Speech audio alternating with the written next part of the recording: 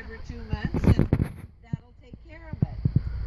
So that Saturday, as a matter of fact, I'd gone for a couple days, and I said, I don't want to worry about you while I'm gone. So I said, don't irrigate, don't be moving dams, don't get, can I say she's 92?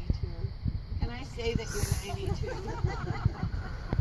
Just don't be too wild on your four-wheeler while I'm gone for a couple days, and I can relax and I'll go away. I came back, I picked her up to go get a Dairy Queen, because that's what we do for diversions often. And when she got in the car, she said, well, I might as well just tell you straight out. And that's a scary word to hear. It's so scary when you're the parent. But when you become the child, who is kind of a parent place, it scares you even more. She said she got up on Saturday morning and she went out and got the gallon of Purex and put it in the well. And then you go in and you turn the water faucet on in the kitchen and in the bathrooms and in the utility room to run the Purex through. But all she got was bubbles. I mean, lots of bubbles. I mean, like soap suds of bubbles, and in every sink. As a matter of fact, you had to use the dishpan to lift the soap suds out, go out and throw them on the lawn, so that the water could even get in the sink. And so she thought she shut all the faucets off, and she went back to look at the bottle, and it was Purex detergent. So she had dropped a gallon of soap down the well. And so she had been running it from Saturday morning till I got home Sunday night, and it was still soap suds.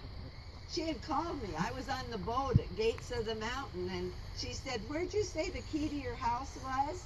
And I told her where it was, and I thought after I hung up, well, that was odd, and I thought, well, she must have wanted to put my mail in the house or something. Well, I found out she had taken a shower, and there were so much soap suds in the water that she couldn't even get her hair from standing up like some people do intentionally now.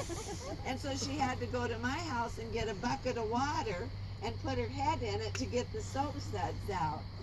So we ran the water and we ran the water and called several people to see what to do. But somebody said, all I do is just buy a hot tub. I think it'd be perfect. Every time I walked by her, I said, you smell so fresh.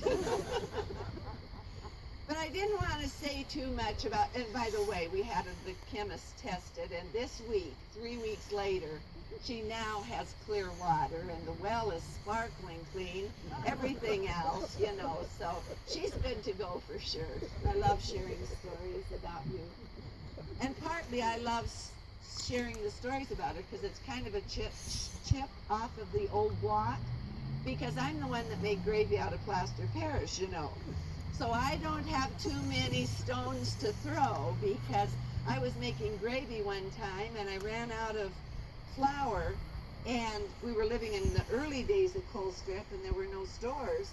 So I remembered I had a coffee can that had flour in it from our camping trailer, and I went and got the coffee can, brought it in, put it in my gravy, and the weirdest thing happened. The gravy would not let go of the spoon, and it's like, and I'm like, what? And then do you get that light bulb? Do you people get that light bulb that comes on? I remembered I'd been in charge of Daily Vacation Bible School the year before, and the leftover plaster Paris I'd put in a coffee can, and evidently I got the wrong coffee can. So I did the first thing that came to mind. I poured it down the sink. That's what my husband said. And then we moved from that apartment. So. That was a few years ago, but just last week I had Old Faithful at my house. I was brewing a pot of coffee in our percolator, and I got it all set to go, and then I went into my office and I started typing, and I thought, that coffee pot sounds different than normal.